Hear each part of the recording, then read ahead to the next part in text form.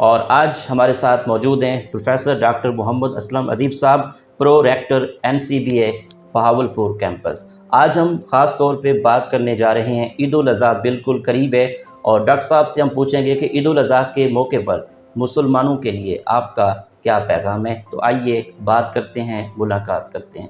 السلام علیکم ڈاکٹر صاحب، کیسے ہیں آپ؟ وعلیکم السلام ورحمۃ اللہ، آپ کیسے ہیں؟ بالکل ٹھیک ٹھاک، خیریت سے ہیں سر؟ اللہ کی مہربانی۔ عید الاضحیٰ بالکل قریب ہے، عید الاضحیٰ کے اس موقع پر آپ کے کیا الفاظ ہیں، کیا کہنا چاہیں گے آپ؟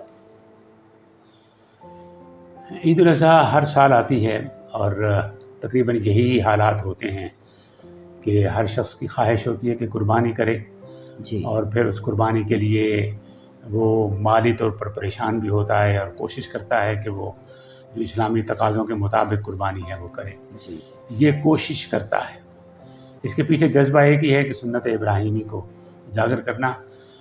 میرا گمان ہے کہ اصل مقصد اس عید کا یہ ہے کہ یہ خوشی منانا کہ خدا پر یقین اور خدا کی کہی ہوئی بات کو پورے ایمان کے ساتھ، یقین کے ساتھ مان لینا اور اس پر عمل کرنا، یہ ایک پیغام ہے۔ اور اس کے لیے آپ سے بڑی قربانی کا بھی کہا جائے کہ اپنے بیٹے کا کہا جائے تو آپ اس کے لیے بھی تیار ہوں۔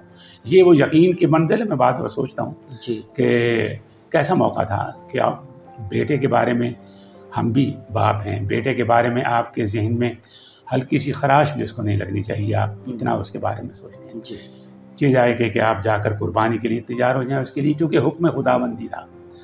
تو اس کے پیچھے جو جذبہ میں محسوس کرتا ہوں یہ ہے کہ جو خدا کا دیا ہوا حکم ہے اس کو یقین کے ساتھ ماننا کہ یہی صحیح ہے اور یہی عمل میں نے کرنا ہے۔ جی، یہ جذبہ میرے خیال ہے اجاگر کرنے کے لیے ہم یہ عید مناتے ہیں۔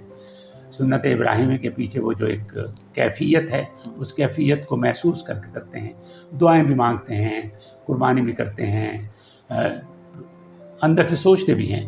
میری یہ خواہش رہی ہے ہمیشہ کہ ہم لوگ جب قربانی کریں تو قربانی کے ساتھ وہ جذبہ، وہ کیفیت، وہ یقین اور وہ اندر سے وعدہ ہونا چاہیے کہ میں بھی اس یقین کے ساتھ کہ خدا میرا رازق ہے، خدا مالک ہے، وہی میرے راستے بنانے والا ہے، اور دنیا میں اور کوئی چیز نہیں، کوئی انسان نہیں، کوئی بھی چیز کائنات میں ایسی نہیں ہے جو کہ میرے بارے میں بہتر فیصلہ کرنے والی ہو۔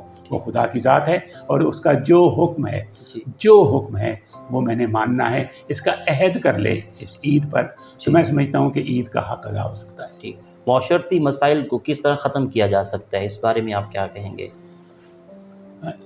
عید الاضحیٰ کے موقع پر تو معاشرتی مسائل اور قسم کے ہیں، وہ معاشی مسائل زیادہ ہوتی ہیں جن کو لوگ کوشش کرتے ہیں۔ ویسے جو معاشرتی مسائل کی آپ بات کر رہے ہیں جی، تو وہ تو بہت زیادہ ہیں، اس کے لیے بڑا غور و فکر چاہیے۔ کوئی میجک کسی کے پاس نہیں ہے کہ وہ معاشرتی مسائل کو حل کر دے۔ مثلا آپ ایمانداری سے جینا چاہتے ہیں، آپ سچ بولنا چاہتے ہیں، آپ انصاف کرنا چاہتے ہیں، آپ رحم دلی سے رہنا چاہتے ہیں، آپ معاف کرنا چاہتے ہیں، اور اس طرح کے 22 قسم کی خصوصیات ہیں جو کہ مومن کی ہونی چاہیے، وہ ان کی وجہ سے مسائل ہیں۔ اکثر آپ گھروں میں دیکھیں جی، کہ جو میاں بیوی کے مسائل ہیں یہ معاشی مسائل ہیں اور معاشی ہوس کے مسائل ہیں کہ اور زیادہ ہو جائے، اور زیادہ ہو جائے، اور زیادہ ہو جائے، یہ میرا حصہ ہے، یہ تمہارا حصہ ہے، یہ مجھے اور کیوں نہیں دیتے، اس پر جھگڑا ہے۔ تو گھر کے ہی مرحلے سے جھگڑے شروع ہوتے ہیں، وہ معاشرے میں چلے جاتے ہیں۔ آج ہم دنیاوی ضروریات نہیں، دنیاوی ہوس میں مبتلا ہیں۔ اس ہوس کو کیسے ختم کرنا ہے، میرے پاس کوئی اس کے بارے میں حل تو نہیں ہے، لیکن میرا اپنا خیال ہے کہ اہل فکر کو اس پر غور کرنا چاہیے کہ یہ جو معاشی ضرورت سے ہٹ کر ہم معاشی ہوس کی طرف چلے گئے ہیں یا معاشرتی طور پر اپنی پروٹیکشن کی طرف چلے گئے ہیں، اس پر غور و فکر کرنے کا وقت اب ہے۔ اٹس ناؤ اور نیور۔ اگر ہم ابھی نہیں کریں گے تو مجھے خطرہ ہے کہ ہمارا معاشرہ بالکل معاشرہ نہیں، یہ افراد بن جائے گا، اور جب افراد رہ جاتے ہیں، قوم نہیں رہتی، تو وہ اپنی ہوس میں ایک دوسرے کے قاتل بن جاتے ہیں۔ ٹھیک، پاکستان کی معیشت کو بہتر کرنے کے لیے as a professor, as a doctor, آپ کے کیا الفاظ ہیں، کیا کہنا چاہیں گے؟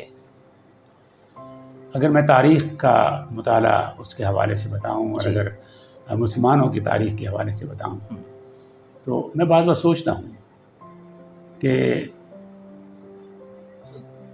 خندق کھودتے ہوئے اگر پیٹ پر پتھر باندھا ہوا ہے اور ایک صحابی اگر جا کر حضور اکرم صلی اللہ علیہ وسلم سے کہتا ہے کہ میں نے ایک پیٹ پر پتھر باندھا ہوا ہے اور وہ کپڑا ہٹائے کہتے ہیں میں نے 2 باندھے ہوئے ہیں، اس سے ایک سبق ملتا ہے کہ وہ جو مؤثر لوگ ہیں لیڈرشپ سے لے کر گھر میں سربراہ تک، یہ لوگ جب تک خود رول ماڈل نہیں بنیں گے جی معاشی مسائل حل نہیں ہوں گے، اور پہلے انہیں قربانی دینی ہے، اس کے بعد عوام نے قربانی دینی ہے، اس کے بعد جا کر کوئی مسئلہ حل ہوگا۔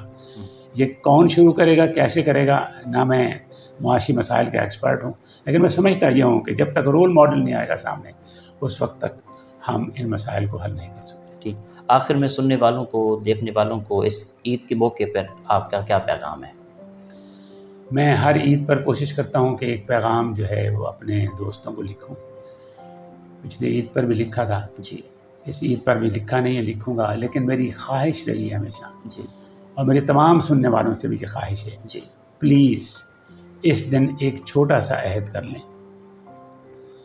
سنت ابراہیمی کر رہے ہیں، قربانی کی حد تک نہ کریں، اس کیفیت کی حد تک بھی ایک چھوٹا سا عہد کر لیں کہ میں زندگی میں یہ کام کروں گا، اور اس کا سچے دل سے عہد کر لیں، وہ چاہے چھوٹا سا ہو، آپ کہیں کہ میں اپنے ہمسائے کی خیریت پوچھا کروں گا، ٹھیک ہے، یا میں کسی غریب اپنے رشتہ دار یا جاننے والے سے ہفتے میں ایک بار خیریت پوچھا کروں گا، جی اتنا عہد کر لیں بے شک، لیکن کوئی نہ کوئی عہد عید کے موقع پر جب آپ خوشیوں میں ڈوبے ہوئے ہیں، ایک عہد ہر انسان کو نیکیاں کر لینا چاہیے، اور پھر دعا کرنی چاہیے کہ میں اللہ تعالیٰ مجھے توفیق دے کہ میں اس عہد پر پورا اتروں اور میں یہ نیکی کرتا رہوں۔ بس یہ ایک کام میں چاہتا ہوں کہ ہر بندہ اگر کر لے تو بہت ساری نیکی پھیل سکتی ہے۔ ٹھیک، ڈاکٹر صاحب بہت شکریہ آپ کا۔ آپ کی بڑی مہربانی، اللہ آپ کو بہت خوش رکھے، تھینک یو۔ جی تو ناظرین، آپ نے عید الاضحیٰ کے حوالے سے ڈاکٹر صاحب سے بات ہم کر رہے تھے، ایک نئے پروگرام میں ملاقات ہوگی، تب تک اللہ حافظ، اللہ نگہبان، پاکستان زندہ باد۔